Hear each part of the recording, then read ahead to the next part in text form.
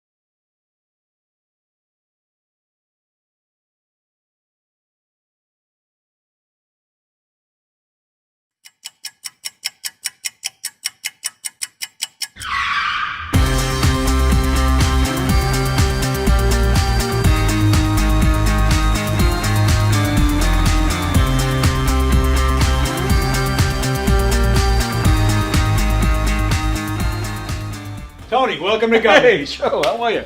I gotta pat you down though, pal. Oh, yeah? Yeah. All right. Got anything on you? Anything I should know? I got nothing. Anything weird going on? What? Alright, you go in, Tony. Good. Thanks, Joe. Appreciate it. Thanks.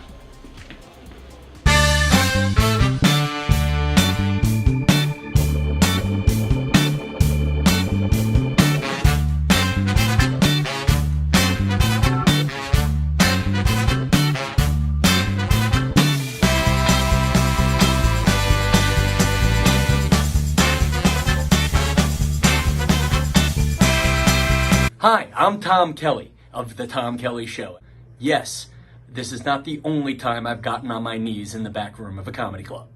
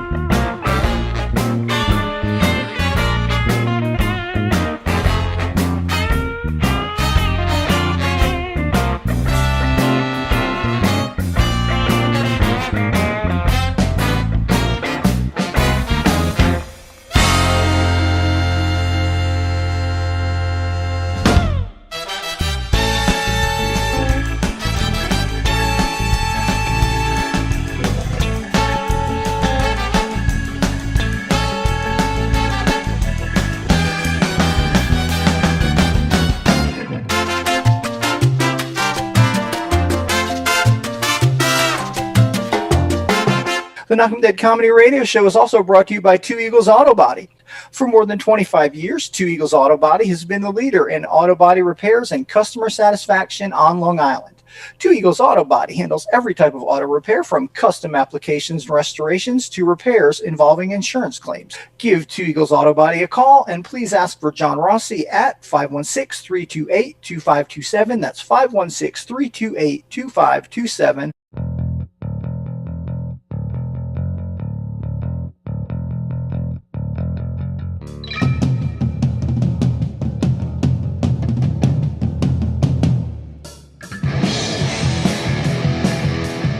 Hey, how do you say there, people? It's Johnny Brennan, creator of the Jerky Boys, also of Fox TV's Family Guy fame.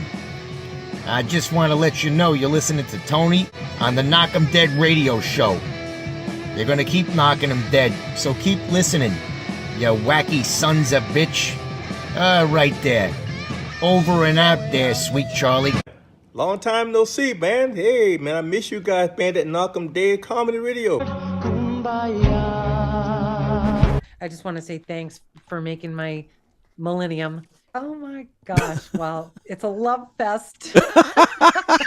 Yeah, you heard that story. Yeah. So I guess should I tell it again? Oh yeah, if you want. I mean, yeah. You know, you guys are into comedy. Does it really help when somebody gives the punchline?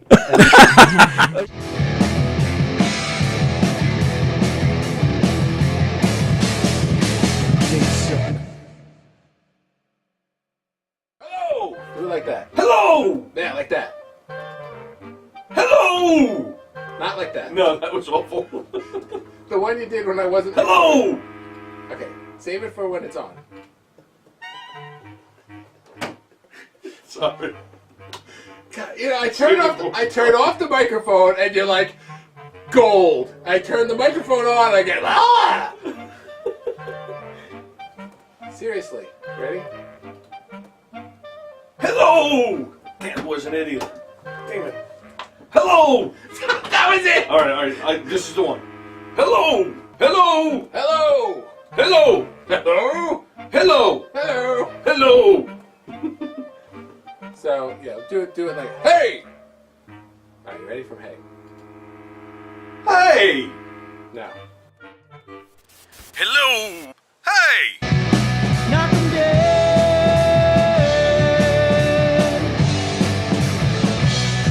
Comedy show.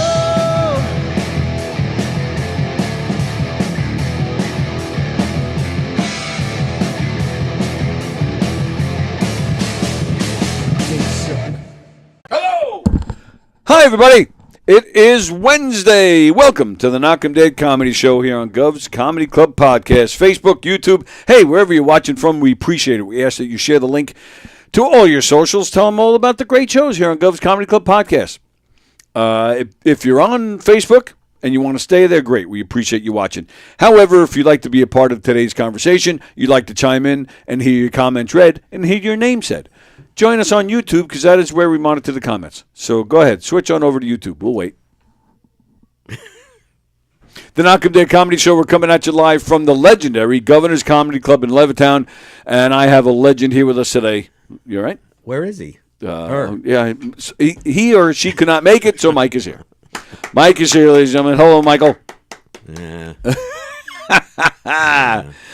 How are you, pal? Yeah. How are you? Yeah. I'm all right. I last night, as some of you guys might know, we didn't have shows here last night. No Chris Roach, no Hershey and the Keegs, because I couldn't make it here last night. Last night I went to a movie. If you guys remember Deb Markowitz, she was on this show once, and she's kind of known in the Long Island film world. She premiered a movie at the Belmore Theater called The Waitlist, I believe it was called. The Waitlist. The Waitlist. The Waitlist. It wasn't horror or anything like that. It wasn't? It was a love story. Starring Travis Grant, who used to have a show in here. But him and Hugh owe us money, so we're not letting them in here until they pay. That's the God's honest truth.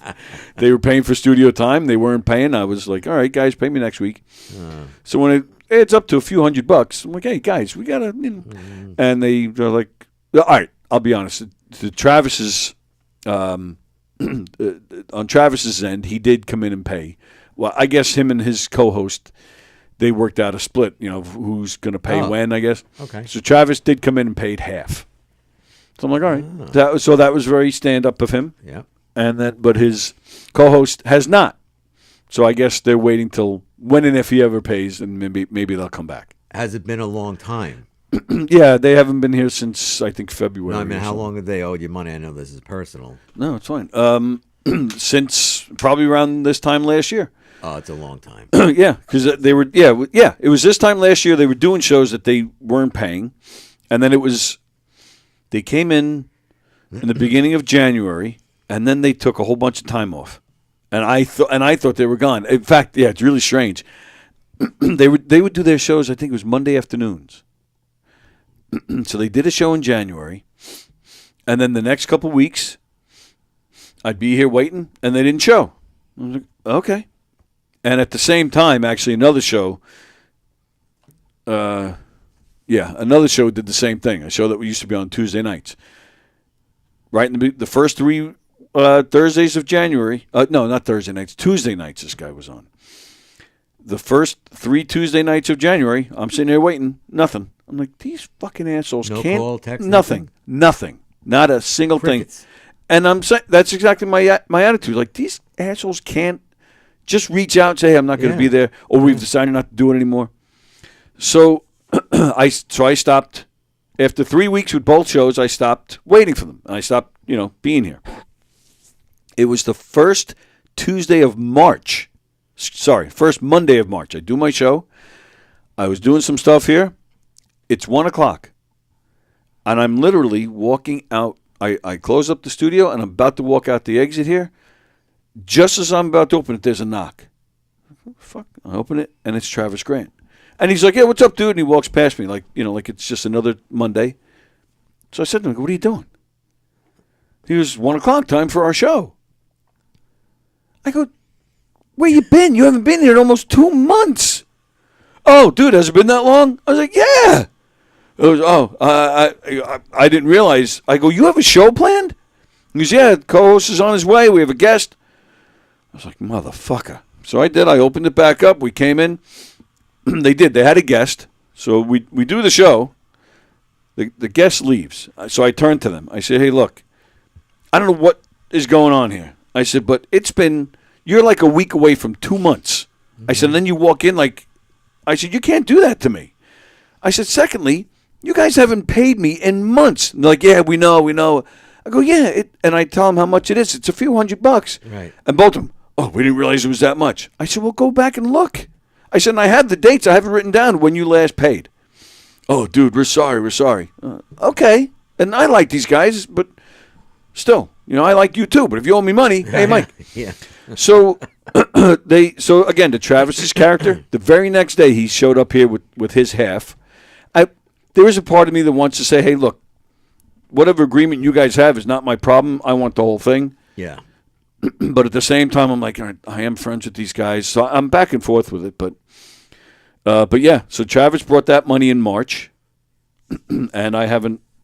Yeah, so that show hasn't been on since March. And you haven't heard from them? Not a thing. I saw the co-host that still owes me money. I saw him in August.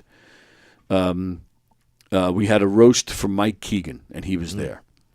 And he did. I went up to him. I don't know if that guy plays poker, but as soon as he turned and saw me, his eyes. Hey man, how you doing? And that was it. Just shook his hand. Good to see you. And I walked away. He knows. Obviously. Yeah. So. Yeah, absolutely. It's wild to watch people react when they owe you money. Yes. They don't know how to. Yeah. Yeah. I don't know if we've all watched too many gangster shows or something, but I don't know who they think I am. People just say, right. Hey, I'm sorry. I fucked up. I screwed up. Whatever. Right. Yeah. Don't make up some bullshit story. Just say. Yeah, I messed up. Just like here. Oh, I'm here for the show. It's 1 o'clock, and you haven't heard from them in months. Right. Yeah. It's very, very weird Communication stuff. is a very bad part of our society. Oh, I agree, 100%. Yeah. Well, present, I think always puts me in a bad mood. Oh, how did we get into all this? Talking about Travis Grant made this movie. He was the lead actor. How was his acting? I know getting off the money part of it. He he did a nice job. He did a good job. He was the male romantic lead. He was the male romantic lead. There was a lot of sex in this movie. Wow. I mean, like you didn't see body parts. It was done well, like just silhouettes and just. Well, not silhouettes, but like you see them, like from here up, under the sheets and stuff like that. Okay. And even their kissing, like tongues were flying. Wow. Yeah, I was like, what the fuck? Tongues were flying. And I was telling Mike before we went on the air. So I totally forgot that I was an extra in this movie. Yeah. Yesterday morning, I was getting dressed, looking for, what to wear, and I came across a T-shirt that said The Wait List, and I'm like, that's the movie. And then I was like, oh, yeah, Debbie gave me a shirt because I was an extra in this movie. Totally forgot. And I'll actually make it worse. I was an extra in 2 scenes, and I totally forgot about them.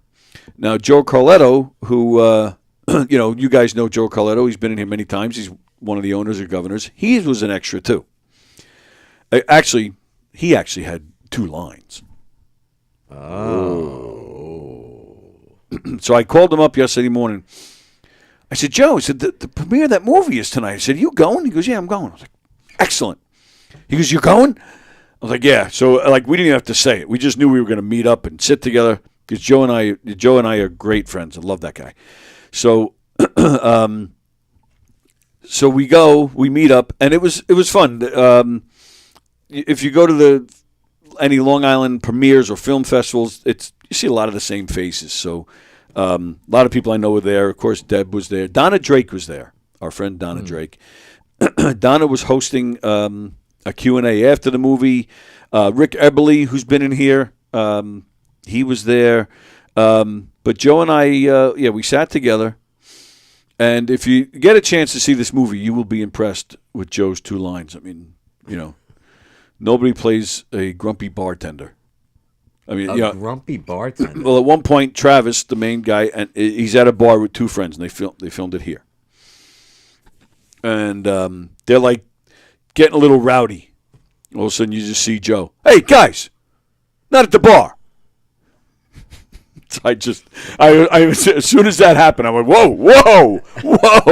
Joe and I sat there all night just picking fun of each other. The movie was good, but we were, of course, you pick on any movie, the best of movies, you still absolutely find something to make fun of. So we were just playing around at one point because it's a love story, and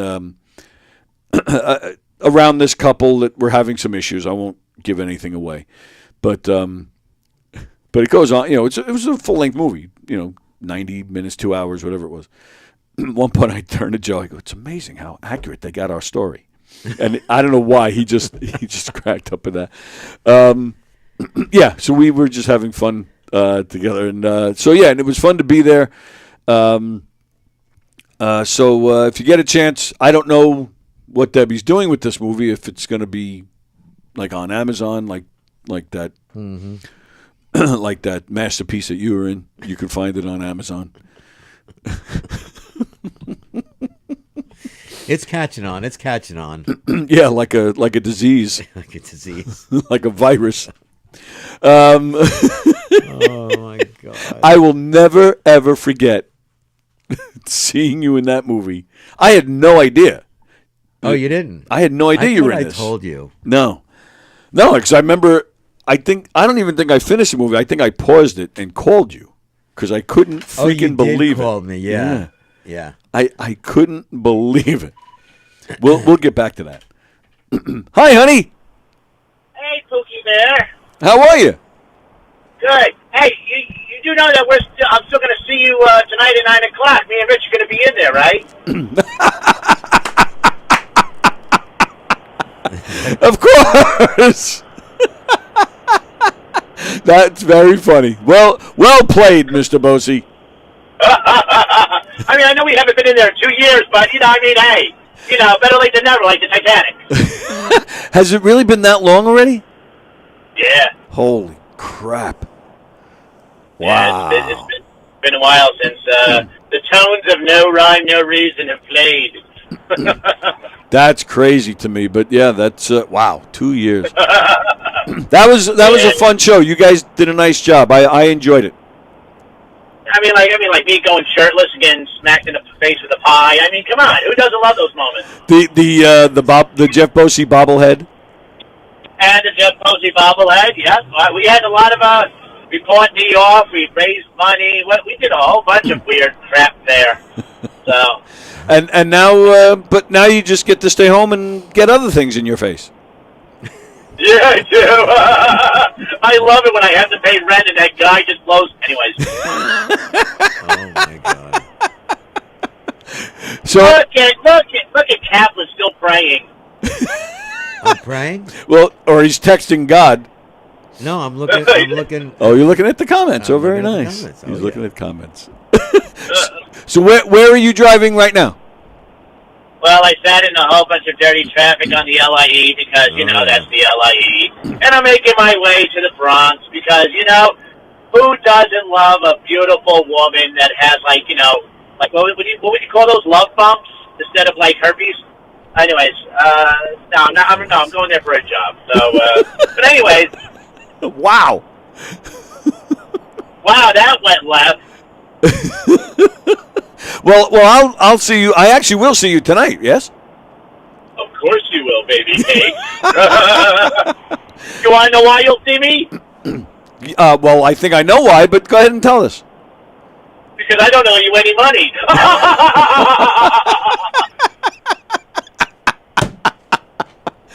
Well, Greg Halverson, who is actually coming in next week. Jeff, if you're around, come on in the day after Thanksgiving.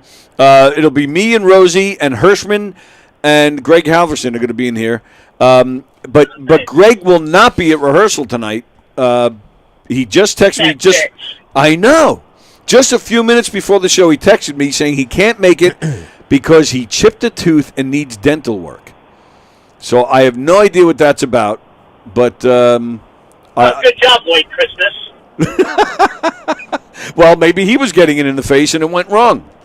You'll have to show him how to do it right, where you won't break a tooth. At least he's not having a stroke. Lloyd. Well, that's true too. That's true. Yeah, at least he's not having a stroke like other people who are supposed to be at rehearsal.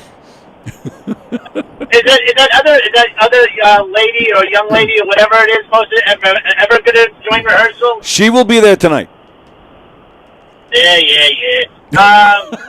What was it? Well, at least this way I won't get confused on who's playing the Dixie part tonight. It's always weird because, when I have Mom playing both parts and then she wants to play my part, and I'm like, okay, Mom. Yes. I'll just sit here and smile. So Linda Bart, Yeah. you know Linda, the girl that's playing, like Jeff said, the ditzy role in the show hasn't been at the last few rehearsals. So Linda is the only woman at rehearsal, so she's been reading both. And now Jeff, as we all know, plays my daughter in the show. Right. So Linda was reading her part, she's reading the ditzy part, and I guess, I don't know, she started reading Jeff's part. She did that like 4 times at rehearsal. Jeff is like ready to come in and go crazy, and there's Linda reading his lines. So, yeah, that's what Jeff is talking about, in case anybody's wondering. Well, either way, you guys have a wonderful show. Enjoy the day. Oh, enjoy Talk the about traffic. wonderful moments. Absolutely. Yeah, I'm going to enjoy the traffic. I mean, listen, I'm going to have the same stature and, motivation like how Kaplan has when he's sitting next to you while I sit in traffic. I'm just going to sit there, be pissed off, and not give a shit about a John Rustiello, whatever guy in Florida. You should have a picture of Mike's face so that, because it's such a mean face, people will get out of your way when they see you coming. They would. Who says I don't have that on the side of the truck? You have life-size posters in your basement of Mike. That's what you have. They're not posters. They're those are cardboard cutouts. I mean, I got to keep it real. They're inflatables. With Lou. I'll talk to you later. Love you. Gotta go. Bye. I had to get the horn in there. He always. Oh, he does. Always does that. Oh. For years. I love it. And there's something about that that cracks me up. It's funny talking about. You want to read the comments? I'm sorry. Let's do comments program. quick. Jennifer O says good morning. Jennifer O, good morning. Good morning, Jennifer O. Nice shirt, Tony. You look like the right lane is closed. Please merge. Fremda, that is the nicest thing you said. I thought for sure he was going to say I look like a pumpkin or a basketball. No. I swear to you, that's what I thought. You look like a traffic demarcation. Everybody's saying good morning to each other. Hi, Ann. Hi, John. Bosie, of course. Travis should change his name to Owen. Oh, because he owes money. Got it. Hey, Brendan Bird is watching. Brendan, when are you coming in, pal? Travis is a good actor, says Fremder. Yeah, I guess he is because he acts like he doesn't owe Tony money. Ann says she's getting better. Happy to hear that. Had a flu great. shot on Wednesday, and by Friday morning was sick. That's why I stopped doing flu shots. Every time I got one, I was sick as a dog. And even because I have bad allergies, I'm allergic to everything. Everything. And I used to go, back in the 90s, I would go twice a week and get 5 shots each visit. And it worked. It really helped a lot. But then when I got cancer, and I guess, because chemo attacks your whole body. Yeah. And I guess it kind of reset almost, and the allergies came back. So the allergist I was going to had retired. I went and found another one, and it was really weird. This woman knew my brother by coincidence. But anyway, I start going to this one. I get they were doing 4 to 5 shots each visit. I did this for 3 months, and I stopped. I was so sick the whole time, and I was like drowsy and trouble staying awake, and I was a mess. I'm like, I'm not doing this anymore. And this nurse was more of a man than you and I put together. Nasty as can be. I'll never forget one day, the phone rang, and the receptionist was already on the line talking. So the nurse, she happened to be walking through, so she grabbed it. I swear to you, she went, "What?" And you hear her wait, and then she goes, "Yeah, I already spoke to you about this. What did she say? Get it right, or get it in your head, or something." And she hung up on her. She slammed the phone down. I was like, "What the?" And I swear to you, she would give me the shots. I don't know if Lisa saw it. I was with Sally at the time, but Sally would back me if she was sitting here. I came home with bruises sometimes. This nurse, she didn't just inject the needle. She punched it. And there was one time I actually said to her, I said, "Can you take it easy a little bit?" I would have bruises. I felt sick. I'm like, I'm not going there anymore. And I did. I stopped going. A month later, It wasn't the gun. It was an actual syringe. Syringe, yeah, with the plunger. Yeah, so she actually just jabbed it into you. She would jam it in and then plunge it with the knife. But yeah, boom. And I swear, sometimes you'd even hear. I'm like, what the fuck? Oh yeah, this place was loony. She took it out on you. It was very strange, but yeah, and flu shots, it used to make me sick too. So I stopped it all. But Ann, glad you're feeling better. Yes. Fremder, you were an extra in Travis's movie? Yeah, as in he has extra money in his pocket now because he never paid you back. That's funny. Flu shots are hit and miss. Says I think Romeo. So. Yeah. All right. Ann says she always gets them. This is the first time she got sick from it. Oh, all right. Oh, sorry. I want to talk about this indie film that Jen and I saw. Yeah, let's hold on to that. Saturday evening. Scott is watching. For a moment, I thought today was Tuesday, and what the heck happened to Diane's face? Big difference. Just a tad, isn't it? Scott, you missed Diane yesterday. She was here, and we had a wonderful time. Sorry to disappoint. Tony thought I was Jeff Bosey all this time. That's a huge compliment for Jeff Bosey. Scott, how did you know that? Did I say that on? I think I did say that on the air. We're still trying to figure out who Scott is. Yes. And I think I did say that on the air the other day. I thought for a while that Scott was Jeff Bosey. You did. We had a viewer for a while under the name of Dear God. Yeah, I remember. That was Bosey. Oh, it was? It turns out that was Bosey. Okay. But Scott, all right, Scott, tell us this much. I don't know if you're a comedian or not, but you have been at the club, like you've been here. And some of us think that the last show Don and I did in October, some of us think that you were here for that. Will you verify that much for us? Fremder, I'm driving in the back of a truck right now that says wide load. I don't know why they need to have that if they could just have the word Bosey on it.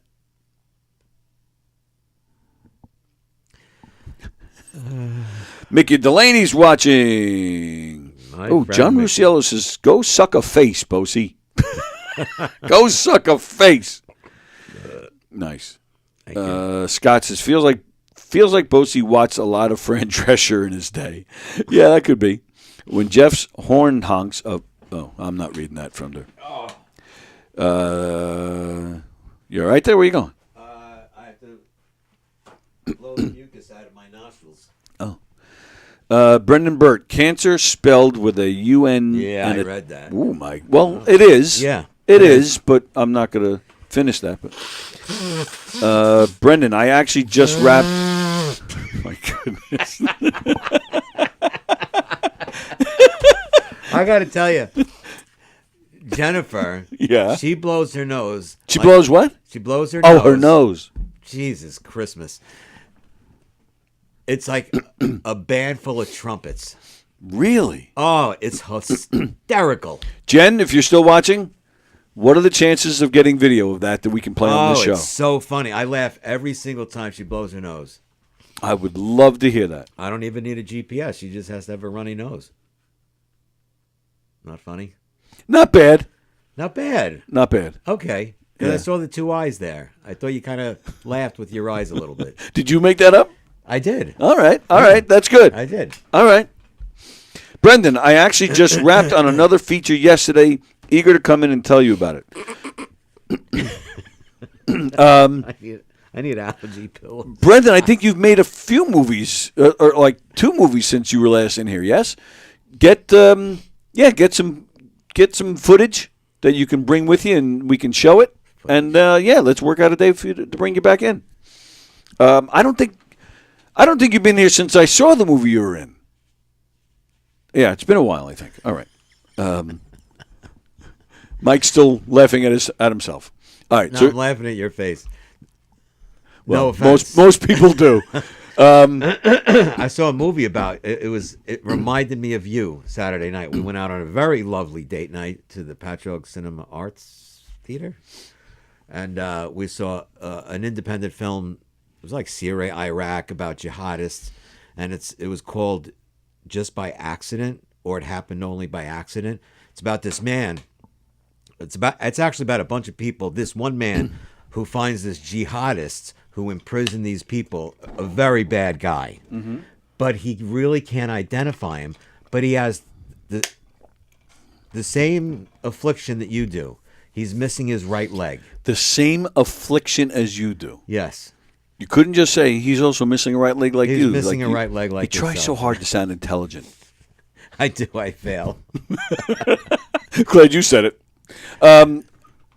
So are you saying that I must be a jihadist? No. Thankfully, you're not. I wouldn't be standing here because you'd probably slit my throat, cut my head off, and raise it to this camera. Would you do that to me if I said I was jihadist? Would you just automatically be like, "No, you need to die"? No. No. Oh, no. You would try to Which is a great moral to this film that we watched. So this guy, he can't identify if it's really him. What do you mean? What do you mean? Can't identify if it's really his him? beard is all, and it was years. Apparently, it was years since he knew him. That he was imprisoned by this. His name was Pegleg. Is this true, by the way, or no? Oh, you don't know. Okay, I don't know. Okay.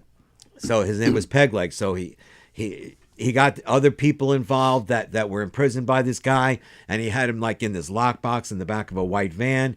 And some parts were funny. At one point, they're all pushing the van down the street because it broke down. And meanwhile, the people he kidnapped are helping him push the van. The people that this guy supposedly imprisoned years ago ruined their lives, but they can't really tell if it's him. But he does have a peg leg. He's missing his right leg. Right. Not left. So, but it's not a fancy apparatus like you have. It's like a spongy thing. So the end of the story is the guy, you would think they would kill him because he ruined their life, but they still can't identify if it's really him or not. So they let him go. And at the last scene, the guy who actually found Pegleg, the camera is to the back of him, and you hear a man walking, squeaking. So the prosthetic is squeaking, right? And it just fades to black. So jihadists, they don't. That's what was actually going through my mind just now. Like, how many one-legged jihadists are there? Like you would think. All right, No. that guy got. So it made me think of Iraq a lot because it looked like Iraq, the filming of it. And So that was like was the an basis of the interesting- movie. They were trying to find the guy that kidnapped them so they can bring him to justice. no, they had this guy, but they couldn't identify him. They Right. even dug a grave. That he threw him in a grave. He started burying him alive, and he's like, "I'm not him. I'm not him. I'm not him." And it put doubt in his mind. Then he went to this other guy, and the other guy says, "Go see this lady. He'll identify him." Then this lady says, "Go see this bride and groom." And then there was a bride and groom taking photo shoots of their wedding, and the bride was imprisoned by this peg leg. And then they got this other guy involved, which was just crazy. And the dialogue and the writing was really back and forth. It was really very extreme. I mean, yelling and screaming because this peg leg ruined their lives. Yeah. But they couldn't identify if it was really him. Okay. And the better part of them, they let him go. Right, They let him right. go. But at the tail end, at the end, they have him tied to a tree. It's like, I'm going to kill you. I'm going to kill you. I'm going to kill you. Oh, and plus, they go to Pegleg's house. They find where he lives. The wife is having a baby. So it's actually a little comedic. So they all chip in to pay for the delivery of this baby. What the hell are you Peg leg. watching? Obviously, they're not too bright because they can't identify a guy, and they suspect him of all these terrible things. Let's pay for his baby. Yeah, and then even he brings a box of pastries to the nurses. The guy who finds this guy, he's kind of like a bumbling idiot. A little Jen, bit. did this really happen, or is Mike She was taking sitting right next to LSD? me. No, she was sitting right next to me. I think she may have fallen asleep. Shocker. And it was fucking freezing in that theater. Oh, Yeah, wow. if you know anybody in there, tell them to pay their electric bill. Yeah, I think I do, actually. If Yeah. it's a theater I'm thinking of. Yeah. What made you, how did you hear about this movie, and what made you go there? Was it... No. I wanted to do a date night. Okay. So we went to a movie and a supper. Okay. Okay. And Jen actually thought of this place, the Patchogue Cinema Arts. And it was this little... So it wasn't like you heard of this movie, like, I got to go Oh, see it. no, It was, no, let's go to the theater. Let's see what's playing at the Let's- theater. yes. Oh, okay. At this That little- makes more little sense. Thank independent- God. Yeah. All right, let's see. Scott just got a cold from Mike blowing his nose into the mic. That's pretty funny, actually. Uh, I wish Jen was on there. She would explain it better. Mike blowing his nose sounds like how I fart after I have too much white rice. Oh. Brennan Burt's new movie is called Raccoon. Really, it's a really funny story about a guy who kills a grandmother in front of her grandchildren, and they all decide to buy him a cake. That might be the funniest thing I ever heard in my life. Same production company that I did Christmas Eve in Miller Point with. Oh, that's the one Miller that you Point or Place? Miller Point. It says. Oh. That's the one that you did after the baseball movie too, right? I'm drawing a blank. What's the baseball movie called? Natural. Field of Dreams. The Pickup or something? What's it called? No, it's a movie that Brendan was in. Oh. Independent film that I saw. Actually, I saw at the same theater. It's about a bunch of guys like in a local softball league, and it was fun. It was a fun watch. Fremder. All right, this is the long one. Hang on, let me see first before.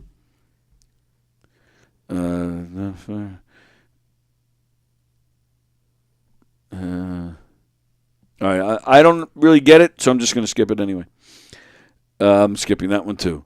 Carol is watching from Texas. Hello, Carol. Nice to see you. Oh, EFIS, right? That was the name of the movie. EFIS. EFIS? Because of the EFIS pitch. Are you familiar with the EFIS pitch? No. You probably are. You probably just don't know what's called that. So I said local softball. It's a local baseball team. But in baseball, you got the pitcher, throws overhand. You ever see where they'll looks like they're going to throw a hard fastball, and suddenly they slow it down and they just lob this high arc pitch in? Do you ever see that? Rarely when a position player pitches. Yeah, they throw. I'm talking about a real pitcher. Sometimes like the screw, like a knuckleball or a. But they throw it slow and like that on purpose to screw with the batter's head. Once in a while, you do see it. It was a big. Probably the most popular one in Major League Baseball history was the All-Star Game. I forget what year this was, probably mid-'90s. John Kruk. Remember John Kruk? Oh, sure I do. He was up at bat. He was a good hitter. He was a very good hitter. Yeah. I think it was Randy Johnson was pitching. Remember Randy Johnson? Pitched over his head. The big unit. Yeah. Right, that's what I'm saying. All-Star game. He threw an eephus pitch. And I thought it was a fastball though over his head, and John Kruk was like, "Hey, oh!" Right, he got all scared. I thought wasn't it an eephus? Maybe I could be wrong. Maybe I'm screwing up but I remember that it was an All-Star game. Yeah, yeah. Maybe I'm messing that up with a different All-Star game. There is a popular one. So anyway, yeah, you look. It looks like they go into the windup. Looks like it's gonna be a hard fastball coming in. All of a sudden they slow up, and they just.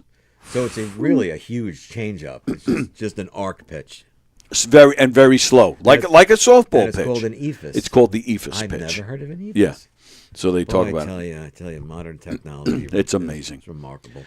Scott, Tony, I'm mad that you don't have Peter Schwartz on the podcast comedy show. He should do a 5-minute Jets-Giants rant. Why? He does that on his show. And he rants about the Jets almost every day, especially this year. So why would we need him to do it here when he does it on his show? Carol, good morning, Knockers. John, hope you're doing well and glad you were feeling better. Okay, Scott, Peter Schwartz sports rants are the best comedy. Yeah, he's passionate about his Jets and Islanders. Oh, he is. Oh my goodness, there's times he's not a big he doesn't curse a lot, especially on the air. But there are times especially when it comes to the Jets, he'll drop an F-bomb and he'll start yelling. The Jets are embarrassing. Ooh, yeah, the Islanders are playing fairly well this year. This year, yes. Yeah. Yes, it is like a super change-up, says Brendan. Yeah, you're right. Tony, here's your friendly reminder email. Oh, yes, thank you, Carol. I don't know what's with me. Carol knows a comedian. His name is that guy, and she's been on me like crazy to get him on the show. And we did have some quick correspondence, but it didn't. We just kind of fell off, and I just keep forgetting to contact this guy. And Carol just saw him the other day, and she said he was fantastic. So yes, I have to do that. Yeah, I have like a blockage in my head. All right, all right. I've been asking everybody, have you seen the Stiller and Mira documentary yet? I have not. You will love it. I'm sure I will because I thought they were brilliant. Oh, absolutely, they were brilliant. But you haven't asked me about Deliver Me From Nowhere. I saw that a couple of weeks ago. We did. We talked about it. We talked about it? We did. Was that last week? Wow, I better get tested. Yeah, we did talk about it.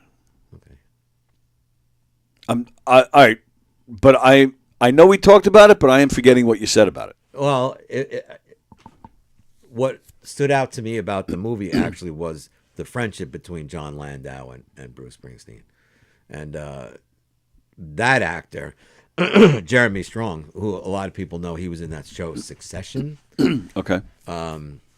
Is John Landau dead? No.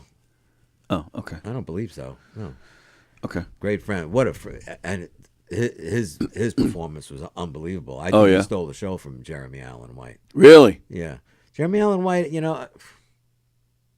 very hard to pull up Bruce Springsteen. You know, and he's a tremendous actor, this young man. But, he's a depressed guy. And maybe because I know the story of back then when he wrote that album. The movie takes place in the early 80s just for the making of this one particular album, right? Yeah, Nebraska, right. It's not like a whole life story. No. Right. It's only it really like maybe a 2-year period. Okay. Ish. And Bruce is an isolationist. He is seeing this young lady during the film during this particular time, and he just pushes everybody away, and he's alone in this home just with one guy with this old thing. I don't even know what it's called. And like a small reel-to-reel recorder, right? Reel-to-reel. And then when he brings it to the producer's like, all right, we'll put the E Street Band in it. We'll do this, we'll do that. And he's like, no, fuck, no. It's got to be that sound. It's got to be that sound. And what that little box that his buddy recorded it on, that's Nebraska. That's the album, yeah. That's the album, it's pretty stark. And oh, I love that album. So do I, yeah. It's one of my favorites. In fact, just listened to it last night and this morning. You did? I did. Because I told I busted your chops for not getting the new box set. The new box set, I'm going to tell you something. It's great. Yeah, I've listened to on Apple Music. I've listened to the electric version, and I don't like it. Really? I don't like it. I appreciate it because I love the E Street Band, but I'm just so used to that album in its original state, and it's just haunting and beautiful. Yeah, but you're allowed to like both. I know it's kind of a free-ish country. Yeah. Yeah. Right. I mean, Pegleg doesn't like it, but yes. No, Pegleg doesn't like it. Pegleg, obviously, he was the bad guy because he was sneaking up on the guy. Oh, I'm glad you clarified that. So you would recommend the movie or no? Probably not. Oh, interesting. Probably not. Maybe. Okay. Perhaps. Yeah. You sure? Yeah. Check out the Mirror and Stiller documentary. It is fantastic. That's like on Netflix or something, isn't it? Apple TV. Apple TV. I know we're similar in that way, but I think even more so with you. You like the classics, like you like the Honeymooners, you like Abbott and Costello. So Mirror and Stiller are like all a part of that. Yeah. So you probably know them better than I do. But I'm a fan. I've always liked them. Yeah. Always thought they were hilarious. I thought they were brilliant together. Yeah. Yeah. And she was more of the straight person. Yeah. And he was the more physical, bombastic. It's funny. But a lot of their bits were stuff that came from her. Oh, what do you mean came from her? She developed them, or he would develop them? She was the heavy in them. Well, she was the one that kind of would spark the idea. She would say something where he'd be like, "Oh," or she would say something and he would just use that line himself. Okay. So she was like the catalyst.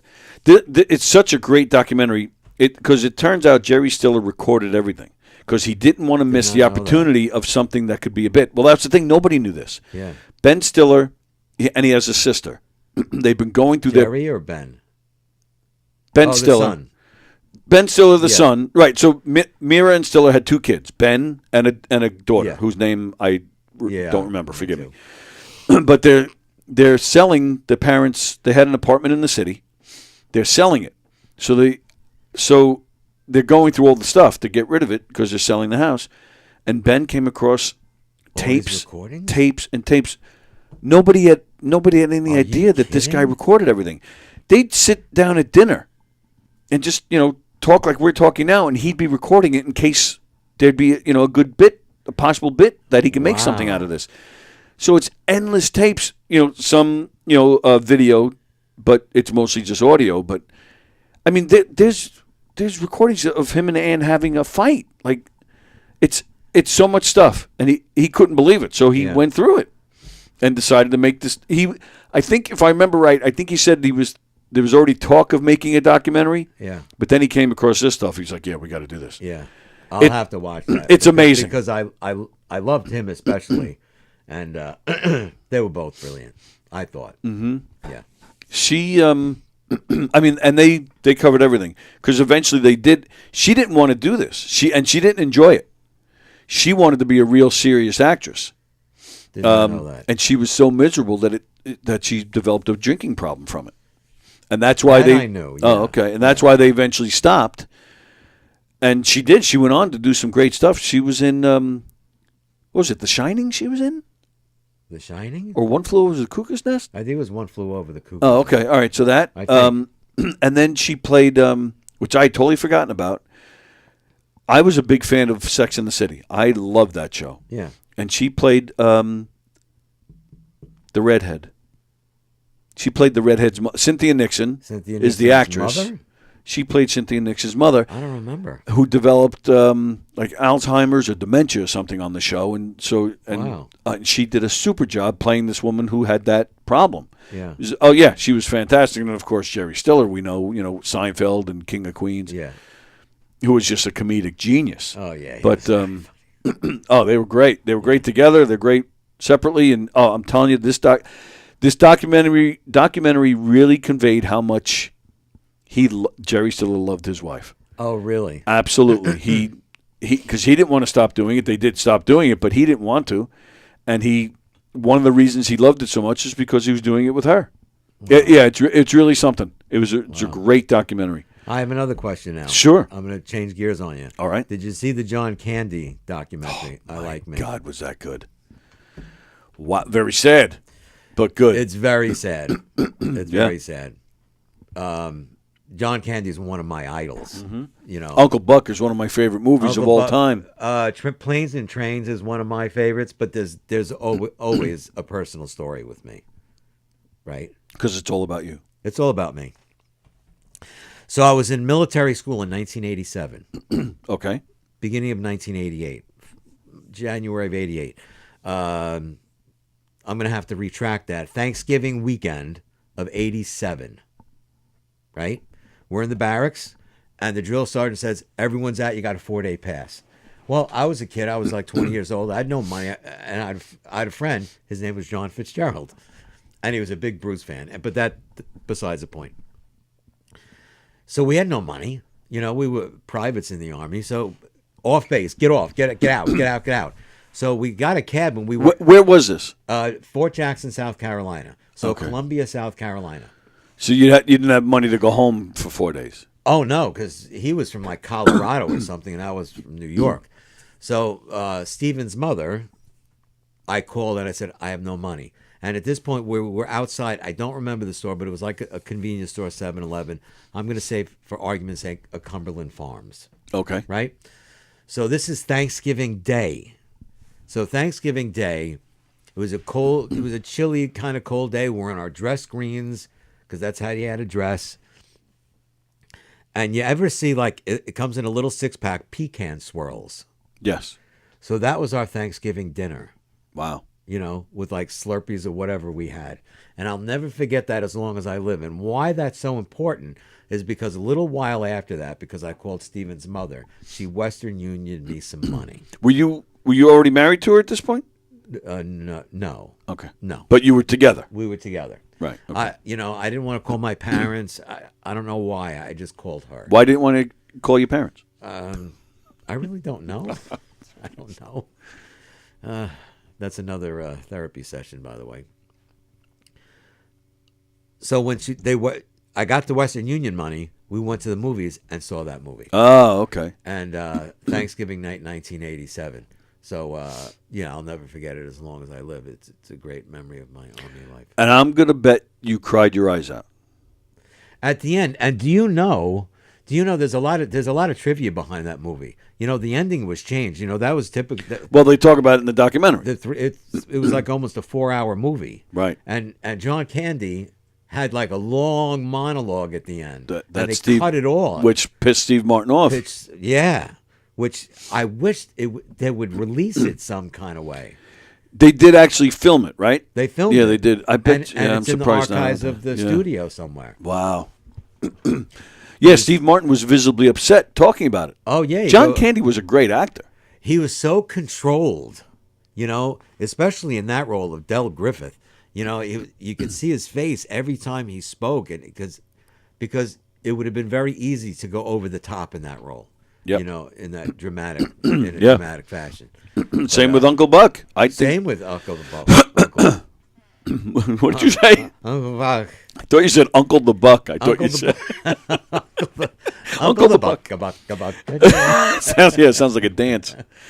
Uncle Buck, Planes, Trains, Automobiles, and his role in JFK. I thought he was fantastic. He was in JFK? He was in JFK. He had a serious part? I don't remember that. Yep. But he's great in everything. Like everything else, you could say, well, it's just a comedic role. But no, Only the Lonely was kind of a serious when he. I forgot all about that movie. Maureen O'Hara played the mother of. I'll have to watch that again. I don't remember. From, The Breakfast Club. They fall in love. John Candy and her. Ali Sheedy? Ali Sheedy. Okay. Yeah, that was a good movie. I got to check that out. Yeah. I think I did see it, but I don't remember it. But even the comedic roles, like Splash, would not have been the same without him. No. He makes that movie. That movie, to me, is perfectly cast. Eugene Levy, of course, Tom Hanks, Daryl Hannah, who was stunning in that movie. He's stunning, yeah. Yeah. Stripes. Stripes. Yeah, Stripes, of course, and they talk about that. Oxy Duenberger, whatever his name is. Right. Dewey Oxenberger. Even the Blues Brothers, I thought his part is not terribly big in that No. movie, but No. he is so funny in that movie. And what is it? The Christmas Vacation one when he plays the amusement park guy at the end. He has the glasses. Yeah, I think so. Yeah, That was a favor to the studio because the guy backed out or they fired him, and they were like, "Oh, John Candy would be perfect," and he flew in. Yeah. And he did the ending of that movie, and he's on the roller coaster screaming. You know, I forgot all about that. Yeah, he was an extremely gifted individual.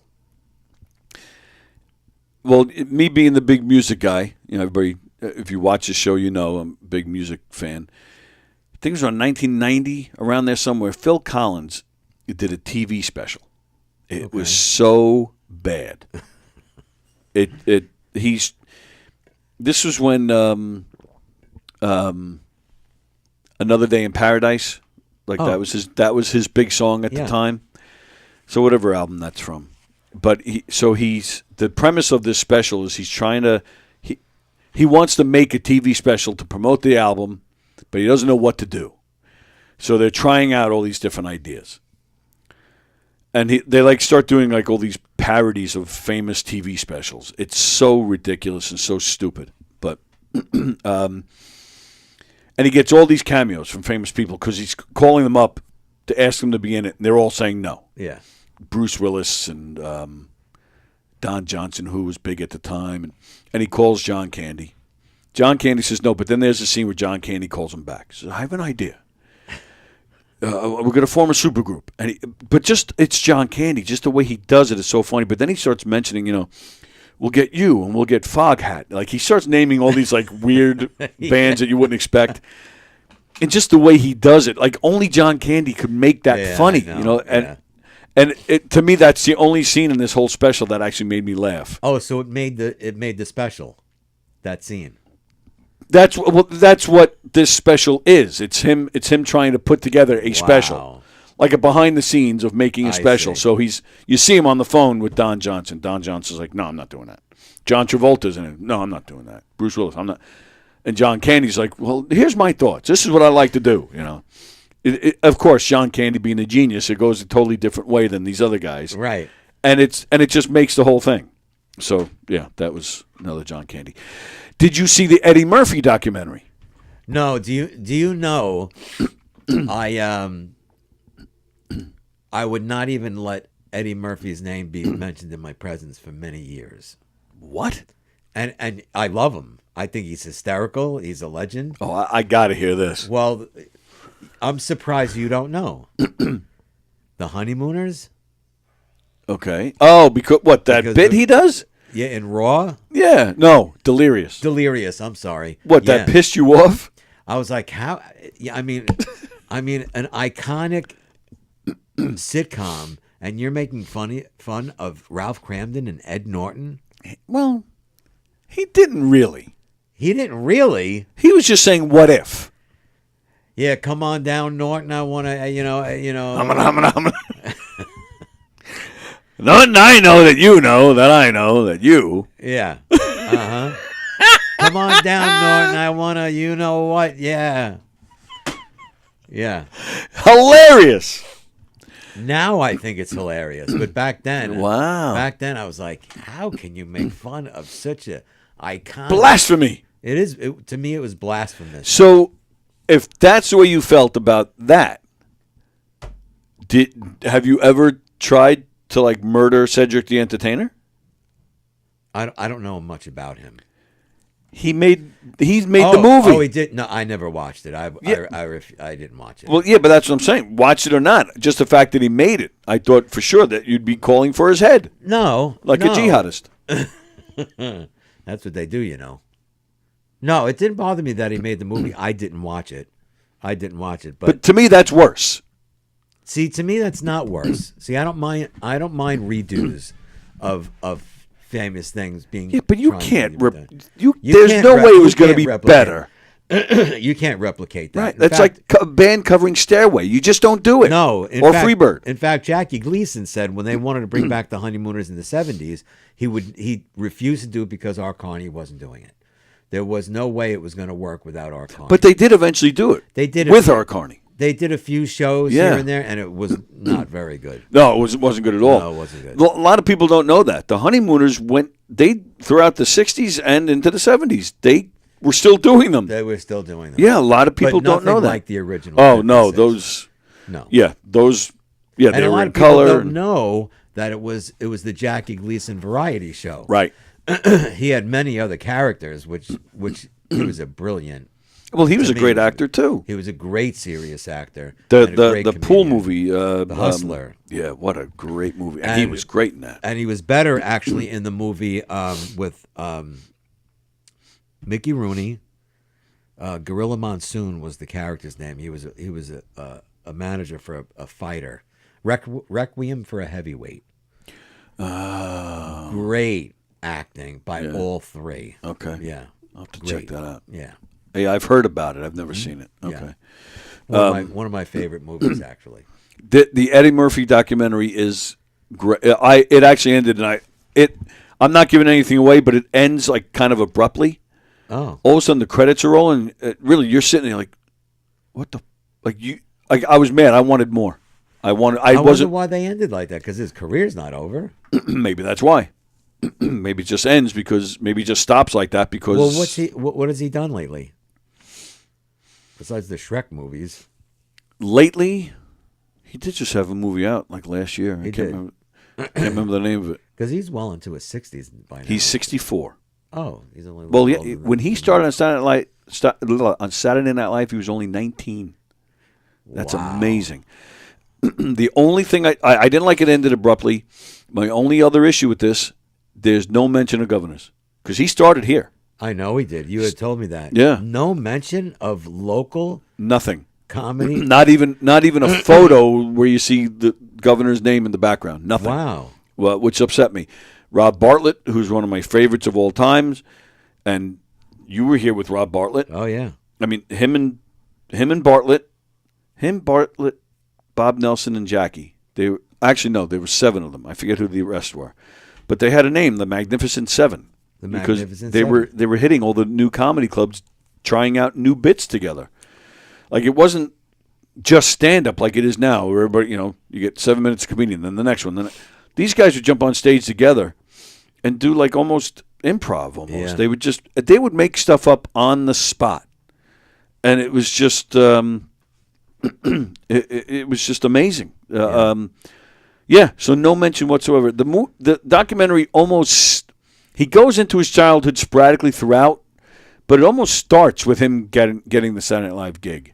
Okay. That was upsetting to me. I was really looking forward to seeing. Nothing really about his child because he's from around here. He's from Roosevelt. Roosevelt. I was really hoping to see Bartlett because once Eddie got Saturday Night Live, I don't think Bartlett has seen him since. Like, to me, Bartlett's had a great career, and I'm sure he'd be the first to tell you that he has no complaints. Right. He was on Don Imus' show for 35 years. Yeah, I know. Yeah. But still, like, I just feel he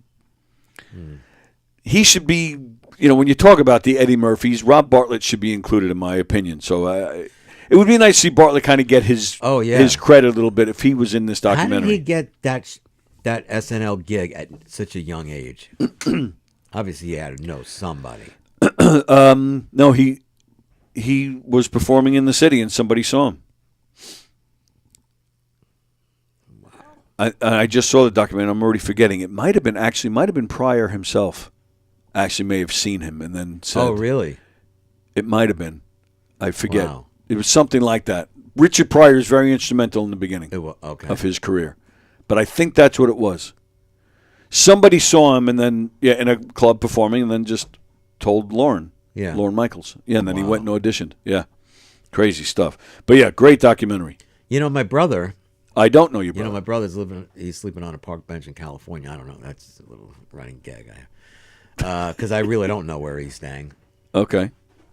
My brother, his orientation. He lived with a man for many years. And this man, his name was Jerry, and he was an extra on Saturday Night Live for years. Oh, wow. He was great friends with Lorne Michaels. He was great friends with Jan Hooks.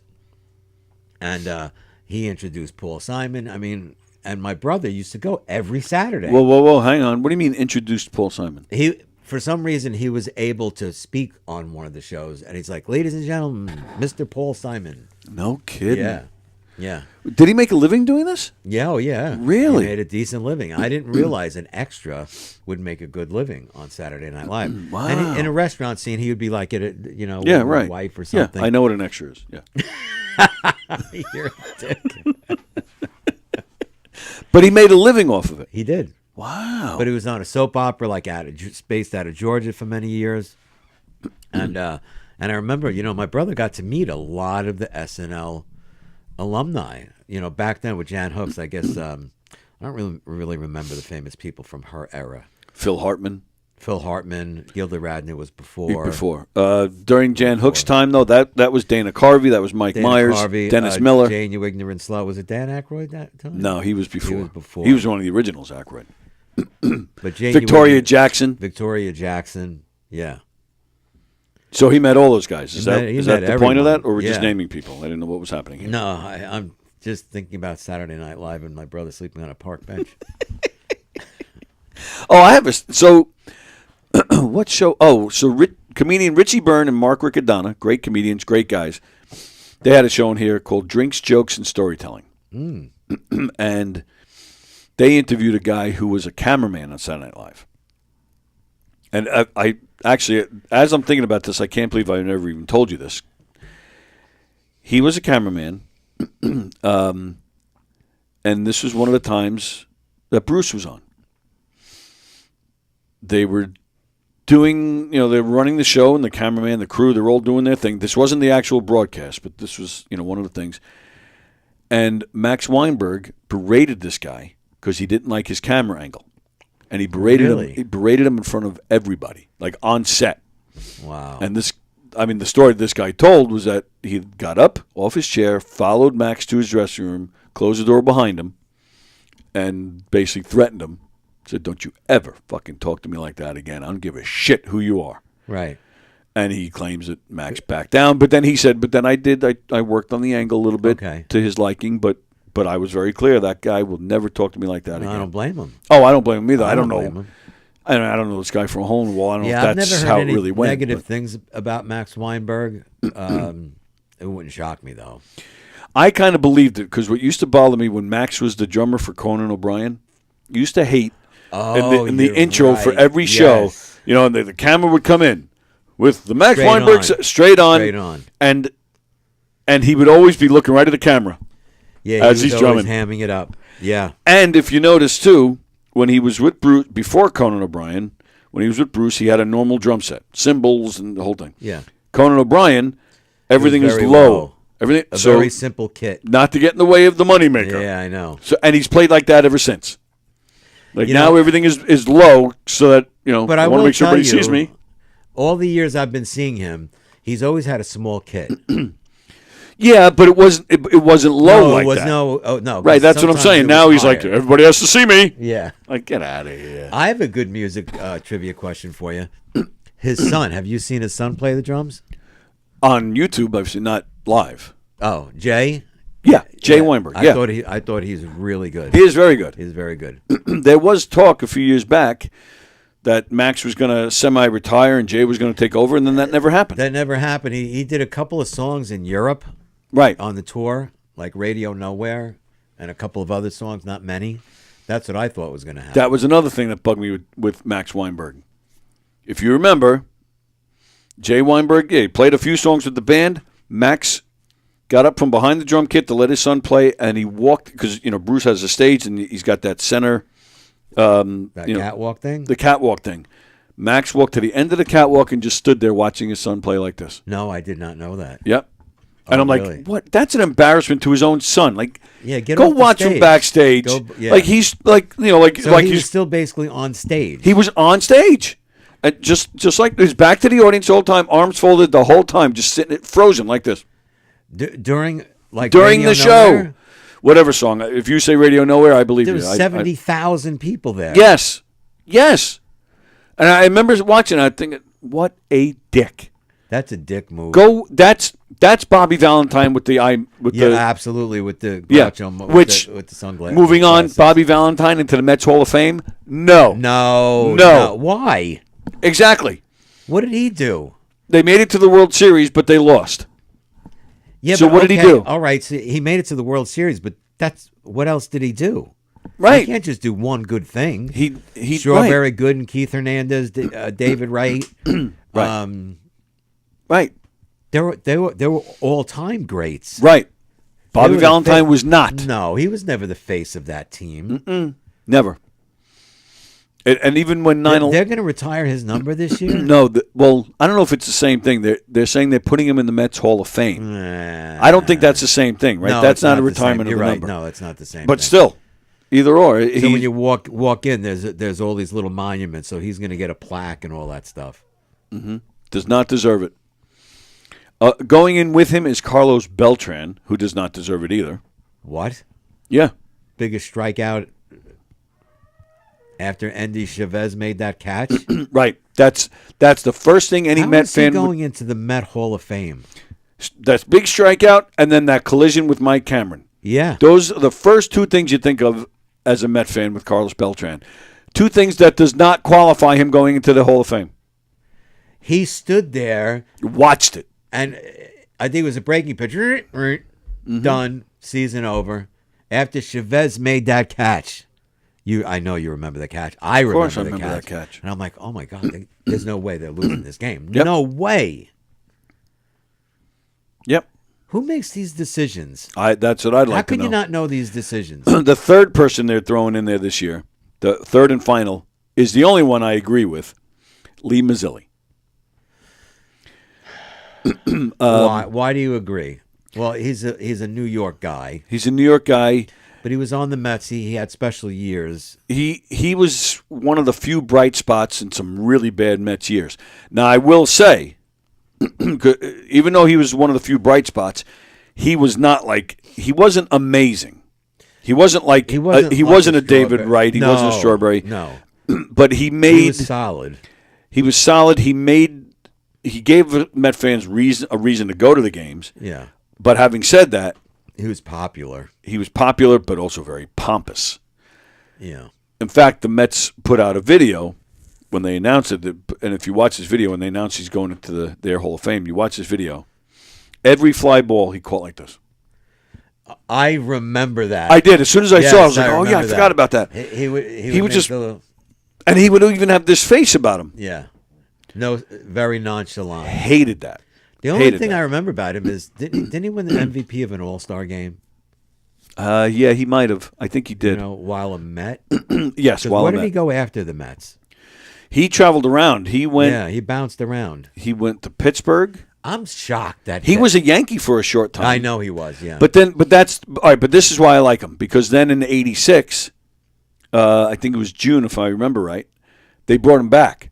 They released George Foster, and they brought Mazzilli back. They signed him as a free agent, and it was a different guy.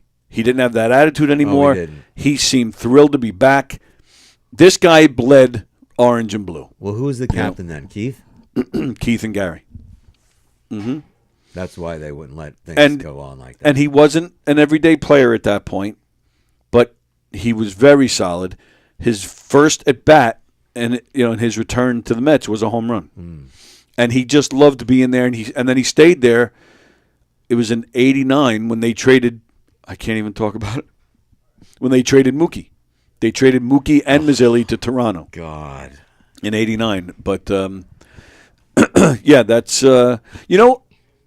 he did not do a great job as manager for Baltimore, but I would give him a shot. Lee Mazzilli. Lee Mazzilli, yeah. He managed Baltimore for one season. Did not do a good job. He's got to be in his 60s by now, I would imagine. No, he's in his 70s. He's in his 70s. But I would give him a shot as Mets manager. No, he wasn't terrible as a manager. Yeah, it was kind of bad. He only lasted one season. They dumped his ass. But yeah, it's a shocker though. Those. Oh, there's so many other guys I would throw in.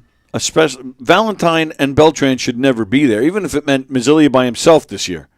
Let me ask you a question. Is Howard Johnson in there? Ray Knight? See, Ray Knight, I don't even know if I'd throw him in there either. But, he had that iconic series. And he was the World Series MVP in '86. Yes. But I still don't know if I would throw him in. That was basically the only good year he had for the Mets. So I don't know if that's okay. I don't know if that qualifies him. All right, so Joan Payson, she was one of the owners. Casey Stengel, Gil Hodges. Lee Mazzilli's daughter is a beat reporter, I think, for the Mets, isn't she? For the Mets? Oh, I don't know. Or for his baseball. wife used to be on. I know his wife, but his daughter. Yeah. I forget. Bud Harrelson, Rusty Staub, Tom Seaver, Jerry Kuzman, Ed Kranepool, Cleon Jones, Jerry Gertie, Tug McGraw, Mookie Wilson, Gary Carter, Tommy Agee, Keith Hernandez, Dwight Gooden, Davey Johnson, Darryl Strawberry, John Franco, Mike Piazza, Edgardo Alfonso, Ron Darling, John Matlack, Gary Cohn, Like Harry Rose, Howard Johnson, right there, Al Leiter, and David Wright. I would throw in almost that whole '86 team before I would throw in Beltran and Valentine. So I don't know how Beltran got that. Like, you don't see Lenny Dykstra on there. Right? Well, I don't know if I give it to Dykstra. Where's Jose Reyes? I would give it to him. Why? But he was during his time on the Mets. He was an amazing player, and the whole game, the whole tone of the game. Was based on what he did on that side of the infield was great. I just didn't like that he took himself out of the game when he got that hit. Right. So he can get the title. Yep, I'm with you. And I know that's only one moment. Right. Because he was an exceptional player. John Olerud, I would throw him in there. John Olerud. I mean, where's what's his name? Who's the guy through the first no hitter for Johan Santana? I would throw him in there. Oh, through 697 pitches. I can't remember. Yeah, it was 149, and he was never the same after that. He was already towards the end of his career, he was still did it. He should get a mention first in there. First and only no hitter thrown by a Met player. Yeah, I don't know. If I had more time, I could sit here and come up with at least 20 names above Bobby Valentine. I'm sorry, Bobby Valentine is a dick. He's a dick. Carlos Beltran is a cheater.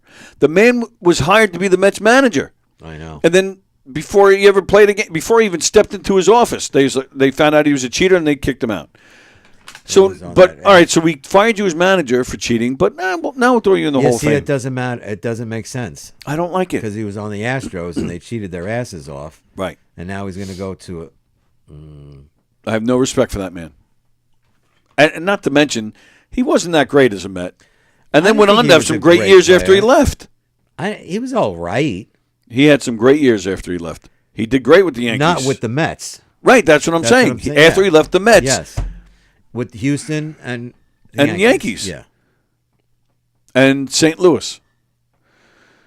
Yeah, there's so many other names I would throw in here. What committee is that? That's not Uncle Stevie. There's got to be obviously a committee.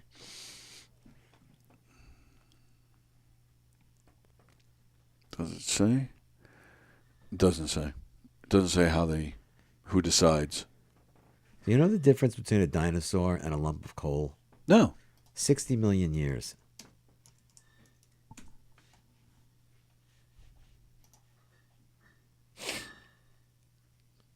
You know my house got robbed last week? Oh, yeah? Yeah. They didn't take anything. They didn't take the jewelry. They didn't take the TV. They didn't take anything except my dictionary and my Thoris. I have no words.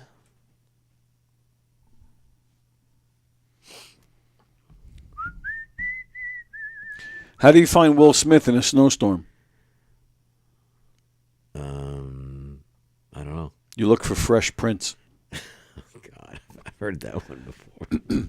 Why? So this is part of Tuesday Trivia yesterday. Why are Saturdays and Sundays the strongest days? They start with S. The rest are weekdays. Not bad. Hello, beautiful. Hey, how are you guys? Doing all right. I like. What the hell has happened to this show today? I have no clients until 1 o'clock. I'm like, oh, I can listen to a whole show. Oh my gosh! I'm sorry. I'm sorry. What, you don't like the Mets talk? You're just like two old men, just like bitching. Like we're kvetching? Isn't that? Yeah, you're kvetching. Isn't that what we always do? No, I guess, but I just maybe because I don't listen to a whole show, so I'll keep my clients coming earlier on Wednesdays. I'm sorry. That's okay. It's okay. And just would you make a note to yourself, Tony, to email Derek back, find out, so you don't make me look like an asshole. Well, I have no problem admitting the asshole is me because I just keep forgetting. I did. I just wrote it down, and I'm circling it, and I will do my best to remember. Oh, do your best. Can you wrap it like a little thing around your finger? You know how we used to do that, like as a reminder? Like Uncle Billy. Like Uncle Billy in Wonderful Life, yeah. Or like the Police song, Wrapped Around Your Finger. Wrapped around your finger. There you go. I thought, all right. I thought one of the allures of Wednesdays is just two guys that know each other 30 years, and we are just kibitzing. I think you're that right, Carol. I think you're the only one that was thinking that. Kibitzing. Oh, I am. It's okay. It's okay. I'm sorry, I guess I just Carol. don't listen. No apology, Mike. We love you. We love you. You do. And very happy for your happiness, jumping on the Mets bandwagon to get some. I love it. I think it shows solidarity, and it's not anything another man wouldn't do. But Tony knows that. Okay, I'm going to shut my mouth. All right, so I'll read. I'm going to catch up on comments, and then I'll change the subject. Okay. Well, I think I'm going to sign off anyway. So I have some. Wow. Okay. But I just wanted to say hi. Hi. I'm doing a Bucky's run, and also, Mike has been cleared for 3 months because all scans came back clear. Oh, that's wonderful news. And then you say 3 months, and then 3 months, and then it's just another checkup. Yeah, he was doing every 6 weeks. So because they weren't sure of the MRI coming back with a lot of blood flow to the area of the resection of the brain where the tumor was. So now they're saying more positively that it was caused from the radiation. Oh, wow. So which they've never said before. It was like we're unsure, it's inconclusive. So they're saying more definitively now that it is caused from the radiation and necrosis. So, holy cow. Is that common? Yeah. No. That's why we almost had his head cracked open again, as you know. Right, yeah. Neurosurgeon's like, well, we don't know what it is, and then we should just get rid of it. So I was like, oh, let's pump the brakes more, let's see. And his oncologist agreed with me. So they kept doing every 6 weeks. And now that you're finally giving him a 3 month, you go every 3 months, and then they'll boot you to 6 months, and then the year, so we're on our way.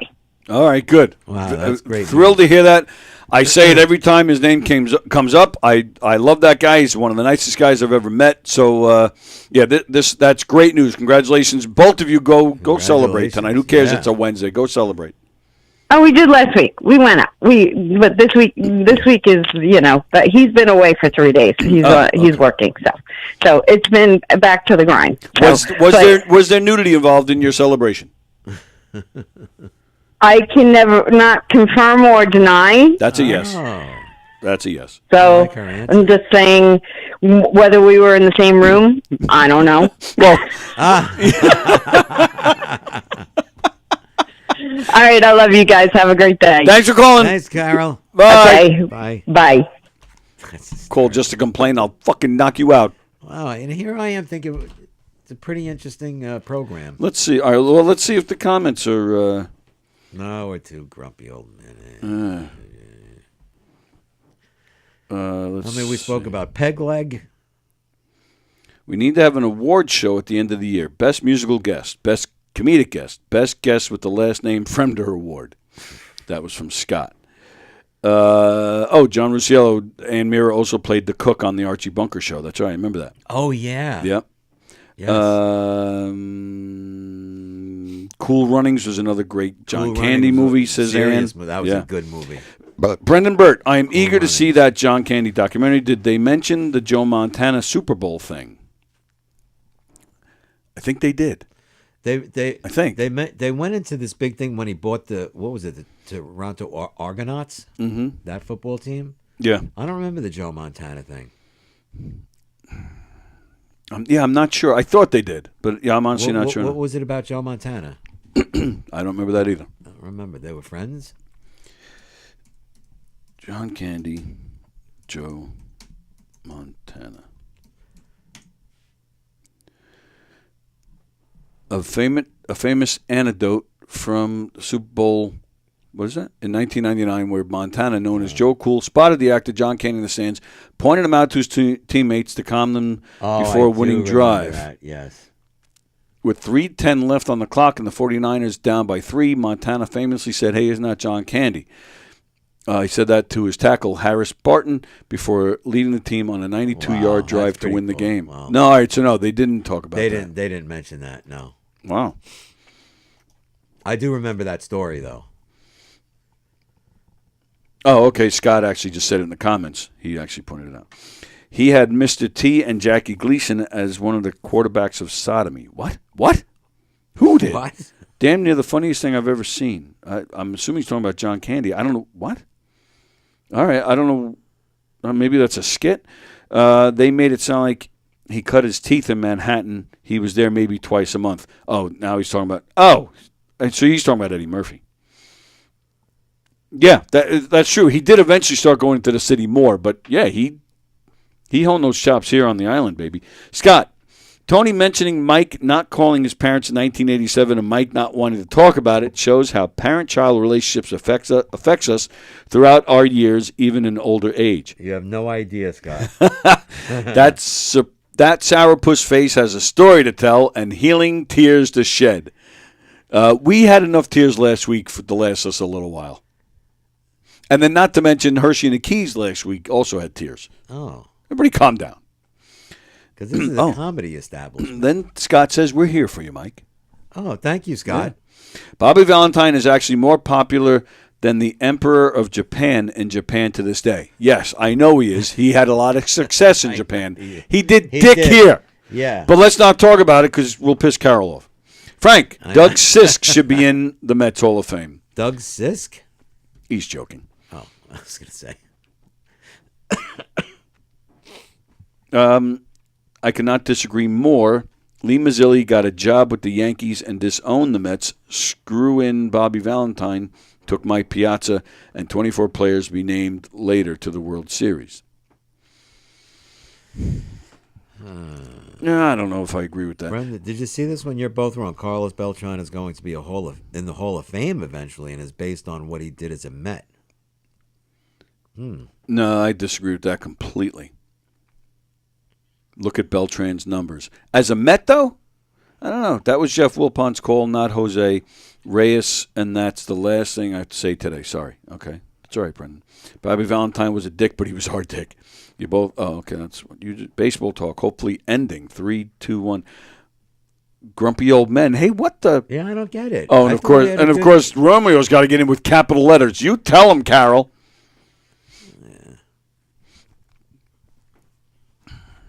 All right. Yeah, I'm just going to. Thank goodness Carol called in. Oh, shut up.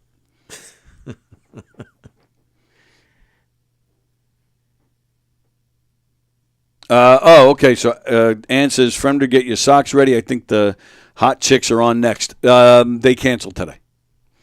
Oh, what's the name The of Broad that? Opinion. The Broad Opinion. They did their first show with us last week, and they've already canceled. How did it go? It was fun. It was fun? It was fun. Yeah, I guess it is time to go. I did have more stuff, but, all that damn baseball talk. And talking about indie films and... How dare they? Grumpy old men. So Circling the Drain tonight at 7 o'clock. Coffee with the Dog tomorrow at 9 a.m. Happy birthday. Today is GD's birthday. Happy birthday to GD. Really? GD Fenderson? Yeah, today's his birthday. I'll be back tomorrow. Frank and musician Lee Finkelstein will be joining us. Wow. Lee has played with a number of different people. I think his most steady gig is he's played with the Blues Brothers. I think that might be his biggest gig. I'm not sure. I have to do my research before tomorrow's show. Musician Lee Finkelstein will be joining us tomorrow. Peter Schwartz at 1 o'clock tomorrow.